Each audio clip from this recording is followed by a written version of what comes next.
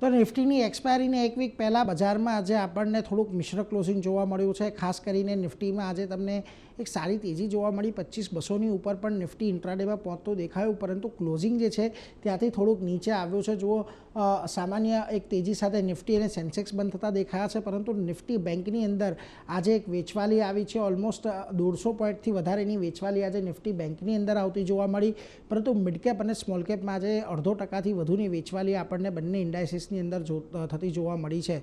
હવે આજના દિવસમાં સેક્ટર પર ખાસ કરીને નજર કરી લઈએ તો પહેલાં જુઓ, જે સેક્ટરમાં જે દબાણ જોવા મળ્યું એમાં એફએમસીજી કંપનીઓ હતી, ફાઇનાન્શિયલ કંપનીઓ હતી, સરકારી કંપનીઓ હતી કે જ્યાં આગળ આપણને ખાસ કરીને દબાણ આવતું જોવા મળ્યું. પરંતુ જે તેજી આજના દિવસમાં રહી છે એમાં જુઓ, આઈટી કંપનીઓનો ખાસ ફાળો રહ્યો હતો કે જ્યાં આગળ સારી તેજી આવી. આ ઉપરાંત ઓઇલ એન્ડ ગેસ કંપનીઓ, ફાર્મા કંપનીઓ, એનર્જી કંપનીઓમાં પણ આજે એક સારી તેજી સાથેનું કામકાજ આપણને જોવા મળ્યું છે, એટલે એના પર એક ફોકસ રાખીશું.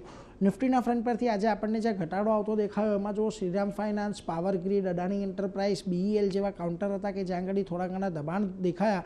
પરંતુ આજે જે વધનારા ટોપ 4 સ્ટોક્સ છે એમાં તમામ આઈટી સ્ટોક્સનો સમાવેશ થાય છે. એટલે જુઓ, તમને HCL tech, Wipro, Infosys, tech Mahindra બધા સ્ટોકની અંદર એક સારી તેજી જોવા મળી. મિડકેપના ફ્રન્ટ પરથી તમને આજે જે દબાણ વધતું દેખાયો એની અંદર જુઓ, ખાસ કરીને એક તો બીએસસીનું કાઉન્ટર હતું.